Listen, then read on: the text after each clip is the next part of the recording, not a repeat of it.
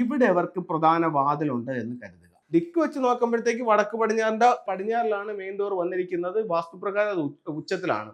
പക്ഷെ അതിന്റെ flying star number എടുത്തപ്പോൾ അത് 25 കോമ്പിനേഷൻ ആണ്. ടോട്ടൽ ലോസ് ആണ് വീടിന്റെ പ്രധാന വാതിൽ തെറ്റായ സ്ഥലത്താണ് ഇരിക്കുന്നത്. അതിനെന്തെങ്കിലും പരിഹാരമുണ്ടോ? നമ്മൾ രണ്ട് രീതിയിലാണ് ഈ ഡോറിന്റെ കണക്കെടുക്കുന്നത്. ഒന്ന്, വാസ്തുപ്രകാരം പറയുകയാണെങ്കിൽ നമുക്ക് ചില ഉച്ച നീച്ച ഭാഗങ്ങളുണ്ട്, അത് നോക്കിയിട്ട് ഡോറിന്റെ കണക്കെടുക്കും. അപ്പോൾ അതിൽ നിങ്ങളുടെ പ്രധാന ഡോർ എവിടെയാണ് നിൽക്കുന്നത്, ഉച്ചത്തിലാണോ നീച്ചത്തിലാണോ, എന്തെങ്കിലും ദോഷങ്ങളുണ്ടോ എന്നെടുക്കും. അപ്പം അങ്ങനെയൊക്കെ നോക്കിയിട്ട് നമുക്കൊന്നും കണ്ടുപിടിക്കാൻ പറ്റാത്ത ചില സാഹചര്യങ്ങളിൽ നമ്മൾ ആ വീടിൻ്റെ ഫ്ലൈങ് സ്റ്റാർ കണക്കെടുക്കും. ആ വീടിൻ്റെ ഫ്ലൈങ് സ്റ്റാർ കണക്കെടുക്കുന്നുണ്ടെങ്കിൽ ഇതിൽ ഒരു ഈസിയായിട്ട് പറയുകയാണെന്നുണ്ടെങ്കിൽ ഇപ്പം നമ്മൾ ഒരു പുറമേ നമ്മളൊരു വ്യക്തിയെ നോക്കിയിട്ട് എന്താണ് പുള്ളിയുടെ രോഗം എന്നുള്ളത് മനസ്സിലാക്കുന്നതും അദ്ദേഹത്തെ സ്കാൻ ചെയ്തിട്ട് അതെന്താണെന്നുള്ളത്, ഉള്ളിലുള്ള പ്രശ്നം എന്താണെന്നുള്ളത് മനസ്സിലാക്കുന്നതായിട്ടുള്ള രണ്ട് രീതികളുണ്ടല്ലോ. അതേപോലെ തന്നെയാണ് ഈ പറയുന്നത്. പുറമേ നിന്ന് നോക്കി എവിടെയെങ്കിലും എന്തെങ്കിലും ദോഷങ്ങളുണ്ടോ എന്ന് നോക്കി പറയുന്നതും അതിൻ്റെ ഫ്ലൈങ് സ്റ്റാർ കണക്കെടുക്കുന്നതും ഈ രണ്ട് രീതിയിലാണ് വ്യത്യാസമുള്ളത്. അപ്പോൾ പുറമേ നിന്ന് നോക്കുമ്പോൾ അവിടെ പ്രശ്നങ്ങളൊന്നും കാണുന്നില്ല, പക്ഷെ അവർക്ക് പലതരത്തിലുള്ള ബുദ്ധിമുട്ടുകളും ആ വീട്ടിൽ താമസിക്കുമ്പോൾ ഉണ്ട്. എന്തുകൊണ്ട് അങ്ങനെ വരുന്നു, അതിനെന്ത് പരിഹാരം എന്നുള്ളതാണ് ഞാൻ ഇന്ന് പറയുന്നത്. ആ വീടിൻ്റെ ഫ്ലൈങ് സ്റ്റാർ നമ്പർ എടുക്കുക. ഇത് വീടാണെന്ന് കണക്കാക്കുക. ഈ വീടിനെ ഞാൻ 9 കളങ്ങളായി തിരിച്ചു. 9 കളങ്ങളായി തിരിച്ചിട്ട് ഇതിൽ ഓരോ ദിക്കിലും വരുന്ന നക്ഷത്രങ്ങളെ ഞാൻ കണ്ടുപിടിച്ചു. എന്നിട്ട് അത് അതാത് സ്ഥലങ്ങളിൽ എഴുതുകയാണ്. 1, 6, ഇത് സൗത്ത്, ഇത് നോർത്ത്, ഇത് വെസ്റ്റ്, ഇത് ഈസ്റ്റ്. അപ്പം 4 ദിക്കുകളായി. ഇത് സൗത്ത് ഈസ്റ്റ് അഗ്നികോണ്, ഇത് സൗത്ത് വെസ്റ്റ് കന്നിമൂല, ഇത് നോർത്ത് വെസ്റ്റ് വായുകോണ്, ഇത് നോർത്ത് ഈസ്റ്റ് ഈശാനകോണ്. ഇനി ഇതിലേക്ക് വരുമ്പോൾ നമ്മൾ അടുത്തതായിട്ട് നോക്കുന്നത് ഇതിലെ ഫ്ലൈങ് സ്റ്റാർ നമ്പറുകളാണ്.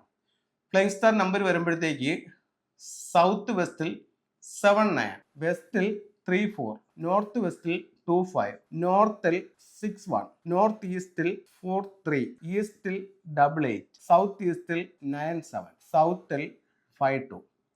ഇതൊരു വീടിൻ്റെ ഫ്ലൈങ് സ്റ്റാർ നമ്പറാണ്.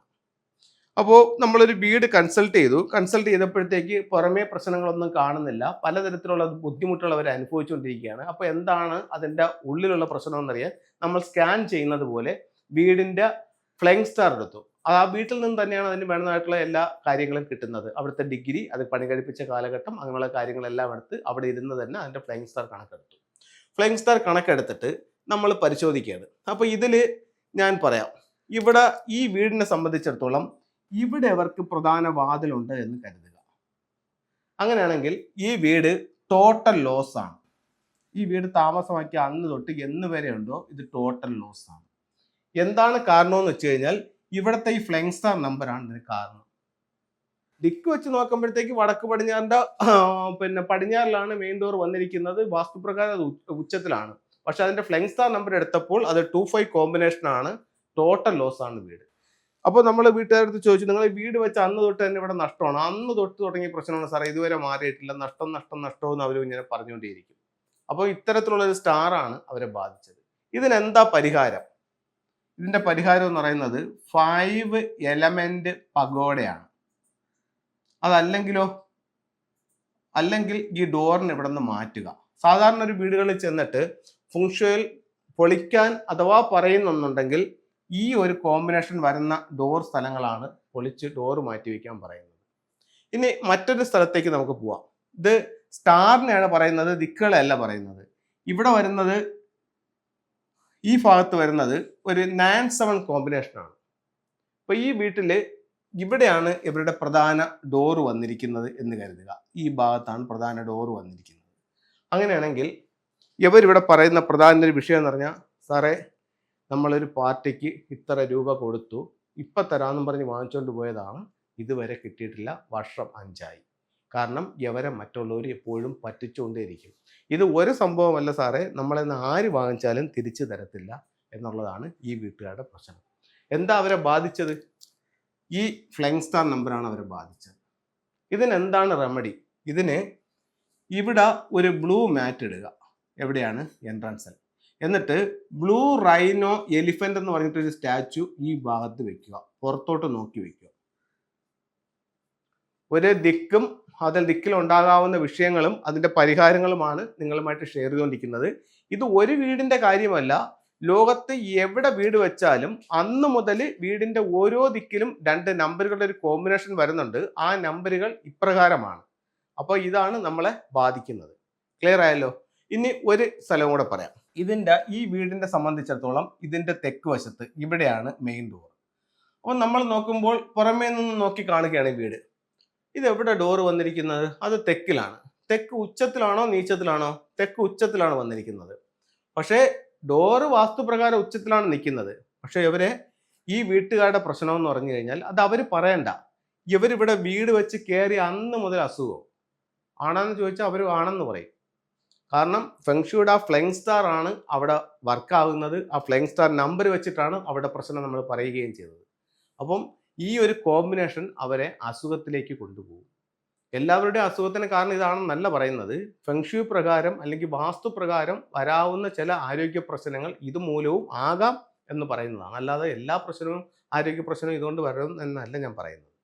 അപ്പോൾ ഇത്തരത്തിലുള്ള സ്റ്റാറുകൾ നമ്മുടെ എൻട്രൻസിൽ ഉണ്ടെങ്കിലും നമ്മൾ സാരമായ രീതിയിൽ ബാധിക്കും.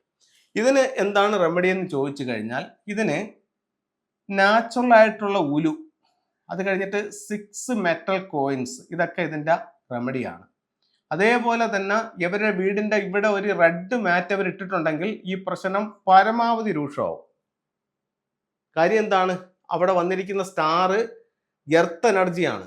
എർത്തിനെ സപ്പോർട്ട് ചെയ്യുന്ന കളർ എന്ന് പറയുന്നത് റെഡാണ്. അപ്പോൾ ഇവിടെ പ്രശ്നം രൂക്ഷമാവും. ഒരു കാരണവശാലും അത്തരം വീടുകളിൽ റെഡ് കളേഴ്സ് ഉപയോഗിക്കാൻ പാടില്ല.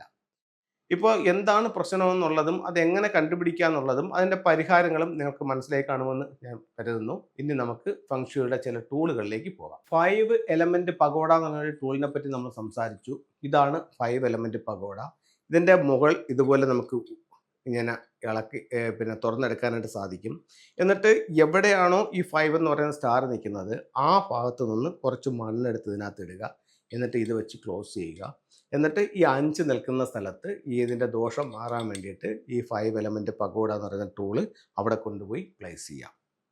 അത് ഈ ദോഷത്തിനൊരു പരിഹാരമായിട്ട് ഫെങ്ഷുയിൽ കണക്കാക്കുന്നു. ഇനി മറ്റൊരു ടൂള് അസുഖം എന്ന് പറഞ്ഞു. അവിടെ നമുക്ക് ഉപയോഗിക്കാവുന്ന ടൂൾ എന്ന് പറയുന്നത് 6 മെറ്റൽ കോയിൻസ് ആണ്. ഒരു റെഡ് റിബണിനകത്ത് 6 ചൈനീസ് നാണയങ്ങൾ കെട്ടി വരുന്നതാണ്. അതിനോടൊപ്പം ഉപയോഗിക്കാവുന്ന മറ്റൊരു ടൂൾ എന്ന് പറയുന്നത് നാച്ചുറൽ ആയിട്ടുള്ള ഉലുവാണ്. ഇത് നാച്ചുറലാണ് ഈ ഉലു. ഇതെന്ന് പറയുന്ന ഒരു സീഡാണ്. ഇത് അവിടെ ചൈനയിൽ നിന്ന് തന്നെ വരുന്നതാണ്. ഇത് നമുക്ക് അതുപോലെ അവർ അടർത്തി എടുത്ത് കൊണ്ടുവന്നതാണ്. അപ്പോൾ ഇത്തരത്തിലുള്ള ഇതൊക്കെ വേണമെങ്കിൽ നമുക്ക് കട്ട് ചെയ്ത് കളഞ്ഞിട്ട് ഇത്ര മാത്രമാക്കി ആ ഭാഗത്ത് ഹാങ് ചെയ്തിടാവുന്നതാണ്. ഇനി ഒരു ടൂളും കൂടെ പരിചയപ്പെടുത്താം. ഇത് ഒരു ഡ്രാഗൺ ഗേറ്റാണ്.